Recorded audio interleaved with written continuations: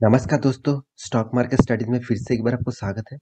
तो आज मैं बात करूंगा एक दिग्गज फार्मास्यूटिकल कंपनी के बारे में। देखिए, फार्मा इंडस्ट्रीज में देखा जाए तो बहुत सारे लीडिंग कंपनी है, जिनमें से आज का जो कंपनी है वो है सन फार्मा।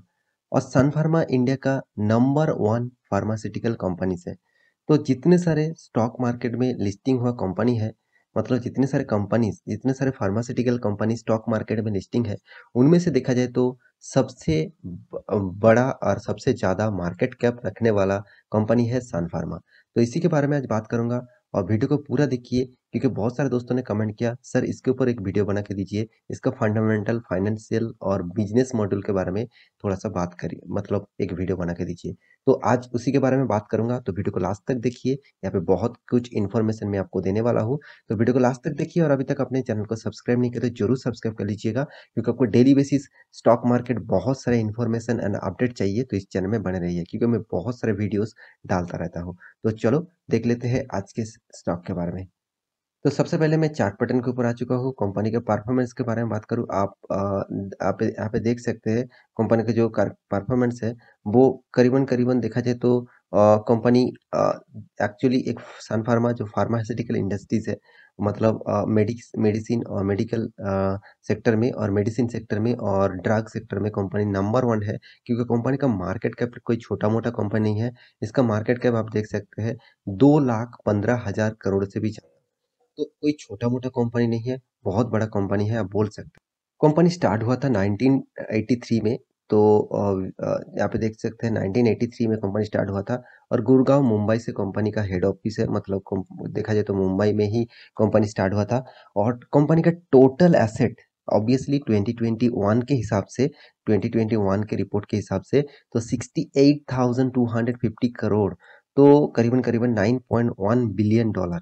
और नेट इनकम जो है 2021 के हिसाब से 3,700 करोड़, मतलब 500 मिलियन डॉलर। तो कोई कोई छोटा मोटा कंपनी नहीं है, बहुत अच्छा खासा काम करने वाला कंपनी है। और कंपनी के बारे में और भी कुछ जानकारी आपको मैं पहले दे देता हूँ। तो यहाँ पे मैं दिग्गज वेबसाइट स्कैनर के ऊपर आ चुका हूँ, आप इस साइट के ऊपर जा सकते हैं और पूरा डिटेल्स भी चेकआउट कर सकते हैं। आप देखिए यहाँ पे सन फार्मा जो है, सन फार्मा इंडस्ट्रीज जो है वो देखा जाए तो एक फार्मास्यूटिकल इंडस्ट्री से बिलोंग करते हैं। और कंपनी यहाँ पे देखिए, it is the largest pharmaceutical company in India. मैं पहले आपको बता चुका हूँ, कंपनी ऑल ओवर इंडिया के लार्जेस्ट फार्मास्यूटिकल कंपनी है, क्योंकि आप बहुत सारे मेडिसिन शायद यूज किया होगा। तो उन उनमें आप देखेंगे फार्मास्यूटिकल कंपनीज के बहुत सारे मेडिसिन होते हैं, बहुत सारे ड्रग्स होते हैं, कॉस्टली जो मेडिसिन होते हैं वो भी देखा जाए सन फार्मा कंपनी बनाते हैं। और यहाँ पे देख सकते हैं कंपनी का जो यहाँ पे प्रोडक्ट का जो ऑफरिंग है, मतलब कंपनी का जो प्रोडक्ट का रेशियो है, आप बहुत सारे टैबलेट्स और यहाँ पे देखिए क्रीम्स और लिक्विड्स यहाँ पे कंपनी बेचते रहते हैं। तो कंपनी का जो रेवेन्यू आते हैं, कहाँ से कितना रेवेन्यू आते हैं, वो सबसे इंपॉर्टेंट होते हैं। क्योंकि देखिए, अगर कोई भी कंट्रीज बाहर की कंट्री से अगर रेवेन्यू जनरेट हो रहा है, अगर उस कंट्री में थोड़ा सा इस कंपनी का प्रोडक्ट बैन कर देते हैं, मतलब थोड़ा सा बिजनेस कम हो जाता है, तो कंपनी के ऊपर ज़्यादा इफेक्ट पड़ेगा। तो इसलिए देखना चाहिए कौन सा कंट्री से और कौन सा जगह से सबसे ज़्यादा अर्निंग आ रहा है। तो कंपनी का टोटल जो इंडिया ब्रांड, यहाँ पे देखिए जेनेरिक मेडिसिन के ऊपर जो कंपनी ने टोटल रेवेन्यू जनरेट करते हैं 31%, वो भी इंडिया से आते हैं। तो एक अच्छी बात है, 31% इंडिया से जनरेट हो रहा है। और टोटली देखिए, कंपनी है largest pharma company in India. 8 point total market का जो मार्केट शेयर जो है वो 8.2% कैप्चर करके रखा। तो कोई छोटा मोटा कैप्चरिंग नहीं है, 8.2% भी चलो एक बड़ा मान ही जाता है। तो टोटल इसका कंपनी का यहाँ पे देखा जाए तो यूएस बेस से, मतलब यूएस से कंपनी बिजनेस करते हैं 30%। तो ओवरऑल इंडिया के जो बिजनेस है सेम टू सेम देखा जाए तो यूएस में से भी कंपनी अच्छा खासा यहाँ पे अर्निंग करता है। तो यूएस बेसिस से ज़्यादातर हमारा जो इंडिया का जो जितने सारे फार्मास्यूटिकल कंपनी है, ज़्यादातर फार्मास्यूटिकल कंपनी यूएस बेसिस से ज़्यादातर बिजनेस करते हैं। और मतलब यूरोप कंट्री में भी करते हैं और यूके भी करते हैं, बहुत सारे कंट्रीज में कंपनी सेल्स, मतलब मेडिसिन सेल्स करते रहते हैं। और इस कंपनी का जो बाकी यहाँ पे देखिए इमर्जिंग जो मार्केट है वो 18% रेवेन्यू आते हैं। और साथ ही साथ रेस्ट ऑफ वर्ल्ड, मतलब यूएस के बाद बाद में बाकी जितने सारे कंट्रीज है, उनमें देखा जाए तो 15% का रेवेन्यू कंपनी जनरेट कर पाते हैं। तो उनमें से आप कौन कौन सा देश है आप देख सकते हैं, वेस्टर्न यूरोप है और कनाडा है जापान है, ऑस्ट्रेलिया है और भी बहुत सारे देश हैं। तो ज़्यादातर कंपनी बाहर की कंट्री से भी रेवेन्यू जनरेट करते हैं और देखिए एपीआईएस बिज़नेस से भी 6% यहाँ पे रेवेन्यू जनरेट होते हैं। तो ये था कंपनी का रेवेन्यू जनरेट का मतलब वो टोटल स्ट्रक्चर। देखिए आपको कोई भी कंपनी के ऊपर निवेश करना है तो इस तरीके से डेटा आपको हमेशा चेक करना होता है क्योंकि अगर फ्यूचर में कंपनी में कुछ प्रॉब्लम्स आए, कुछ कुछ कंट्री ने इस प्रोडक्ट को बैंड किया कर दिया तो कंपनी के लिए कितना लॉस होगा वो आप सोच ही सकते हैं। देखिए सबसे पहली बात कंपनी करीबन 2 लाख करोड़ से भी ज़्यादा 2 लाख प्लस करोड़ का भी ज़्यादा यहाँ पे मार्केट कैप रखते हैं। कंपनी का जो पीई रेशियो है वो 33% 33.5 है। कंपनी का इंडस्ट्रीज पीई रेशियो देखा जाए कंपनी का पीई रेशियो थोड़ा सा मुझे हाई लेवल देखने को मिला। सबसे बड़ी बात कंपनी का जो डेप्थ है, वो डेप्थ मुझे बहुत कम लगा क्योंकि 1700 करोड़ का टोटल डेप्थ है क्योंकि कंपनी टोटली इनकम करते हैं 2900 करोड़। तो ओवरऑल बात करूँ कंपनी का जो डेप्थ है वो ना के बराबर है क्योंकि कंपनी का डेप्थ ऑफ इक्विटी 0.04 है। मतलब आप बोल सकते हैं कंपनी डेप फ्री आप इस कंपनी को बोल सकते हैं। देखिए कोई भी कंपनी अगर डेप फ्री होते हैं तो कंपनी के लिए बहुत फायदेमंद होगा क्योंकि देखिए कंपनी अगर डेप फ्री है तो उससे जो इंटरेस्ट कंपनी को पे करना पड़ता था वो कंपनी को कम पे करना पड़ेगा। और अगर डेप फ्री कंपनी टोटल बन गए मतलब डेप जीरो अब देखने को मिले तो मान लीजिए कंपनी का तो कोई डेप्थ ही नहीं है और बहुत छोटा-मोटा डेब्ट पे करना पड़ेगा, कंपनी का अर्निंग बढ़ेगा, कंपनी का रेवेन्यू बहुत ज़्यादा होगा।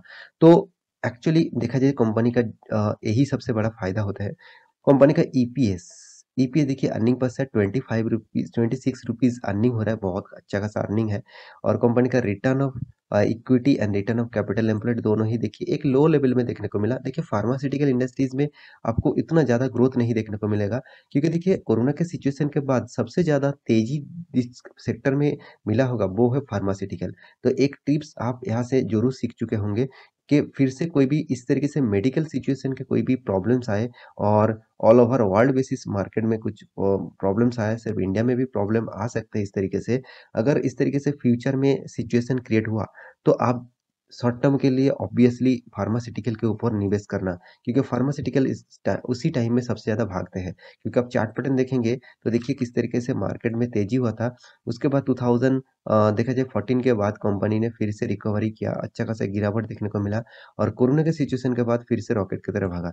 तो देखिए एक यहाँ पे जो गिरावट हुआ था करीबन-करीबन 50% तक गिरावट हुआ था और मार्केट जो रिकवरी किया करीबन 100% से भी ज़्यादा रिकवरी किया। तो यही बात आपको हमेशा समझना चाहिए। तो और एक चीज़ मैं यहाँ पे ज़रूर कहूँगा, कंपनी का जो चीज़ सबसे मुझे एक थोड़ा-सा नेगेटिविटी इश्यू लगा क्योंकि कंपनी का इन्वेंटरी डे, तो इन्वेंटरी डे ये क्या होते हैं? वो भी देखिए बहुत सारे दोस्तों ने पता नहीं है, इस बात को मैं बता देता हूँ। इन्वेंटरी डे मतलब कंपनी जो प्रोडक्शन करते हैं, कंपनी जो चीज़ बनाते हैं, उसको बना के मार्केट में बेचने तक जो टाइम पीरियड है, उसको बोलते हैं इन्वेंटरी डे। तो इन्वेंटरी डे 378 डेज़ मतलब 1 साल लग जाता है, 1 साल से भी ज़्यादा लग जाता है कंपनी का जो प्रोडक्ट है, उसको तैयार करके मार्केट में बेचने का। तो ऑब्वियसली रिसर्च करने का टाइम लग जाता है, प्रोडक्शन बनाने का, उसके ऊपर बहुत सारे रिसर्च होते हैं, कि इसीलिए मेडिसिन बनाने का बहुत टाइम लग जाता है। तो इसीलिए इसका इन्वेंटरी डेज़ बहुत हाई लेवल में है।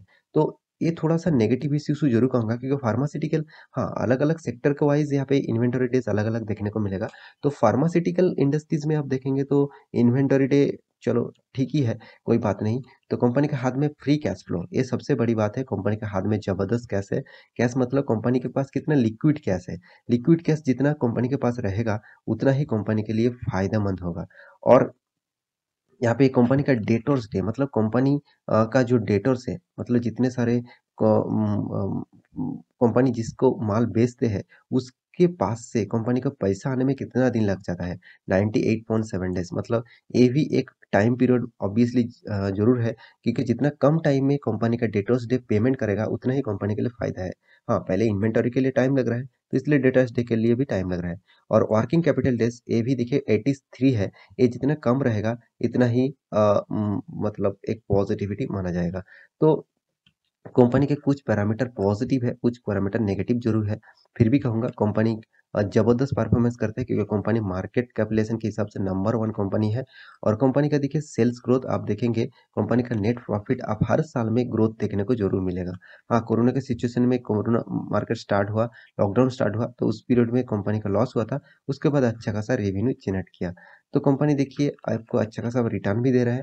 कंपनी आपको 1 साल में 54% तक रिटर्न दिया, 3 साल में 25% और 5 साल में 5% और 10 साल में 12% तक रिटर्न दिया। तो कंपनी का सेल्स ग्रोथ, कंपनी का प्रॉफिट ग्रोथ सारे के सारे पॉजिटिव नेगेटिव में है। रिटर्न ऑफ इक्विटी भी यहाँ पे पॉजिटिव में देखने को मिला।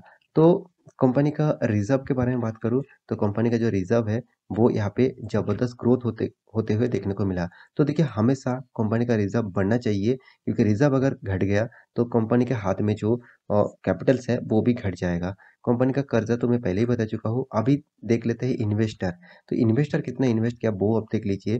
प्रोमोटर के पास कितना 54.48% होल्डिंग है और एफआईज़ के पास 13%, डीएस के पास 20% और पब्लिक के पास 11%। इसका मतलब हर किसी इंडस्ट्रीज़ इसमें इन्वेस्ट करना चाहते हैं। तो मेरे हिसाब से इस कंपनी कोई खराब नहीं है, ज़बरदस्त कंपनी है, फ्यूचर ओरिएंटेड कंपनी है और लार्ज कैप कंपनी है। तो इस कंपनी के ऊपर आपको ज़रूर फोकस होना चाहिए, लॉन्ग टर्म के लिए फोकस रखेंगे तो आपको शायद इन इन अच्छा खासा फ़ायदा ही मिलेगा। तो आशा करता हूँ सारी जानकारी आपको मिल चुका है। तो मेरा वीडियो अच्छा लगा तो लाइक करना, दोस्तों के साथ शेयर करना और चैनल को सब्सक्राइब भी करना। मिलते हैं नया स्टॉक लेके, तब तक के लिए अच्छे से रहिए, अपने ख्याल रखिए।